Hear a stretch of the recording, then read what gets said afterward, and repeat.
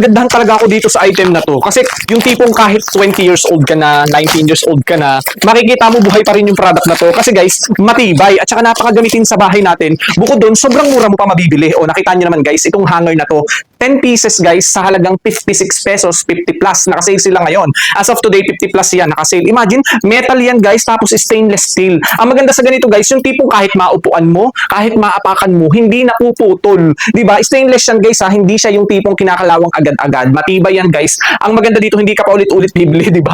Kasi nga naalala ko dati, may bata pa ako, mayroon kami ganitong hanger. Tapos yung tipong kahit malaki ka na, makikita mo, buhay pa rin yung hanger. Kapag kasi yung mga hanger nyo is yung mga metal, yung mga stainless steel na ganito, matanda ka na, makikita mo buhay pa rin. Kasi kung yung mga plastic yung hanger nyo, yung tipong maupuan mo lang, yung tipong maapakan mo lang, ay putol agad. Eto guys, hindi. Kahit makilo, pwede mong ituwid ulit na babalik-balik mo, di ba? Yun ang kagandahan dito. Kaya sulit kayo kapag ganito yung hanger na gamit nyo sa bahay ninyo, di ba? Makapal yan ha, kaya sulit kayo dito. Imagine sa halagang 50 plus, may 10 pieces ka na. Sobrang mura, sulit kayo dito. Plus, pang matagalan. Kasi hindi basta napuputol. Hindi katulad ng mga plastic, putol. Pag naapakan, pag naupuan, hindi mo na magagamit. Ito, kahit maapakan, maupuan mo, pwede mong ituwid ulit. Di ba? Nakikilo, pero pwede mong ibalik sa dati. Yun ang kagandahan dito. Kaya kung gusto nyo guys, maraming available color. Check out na!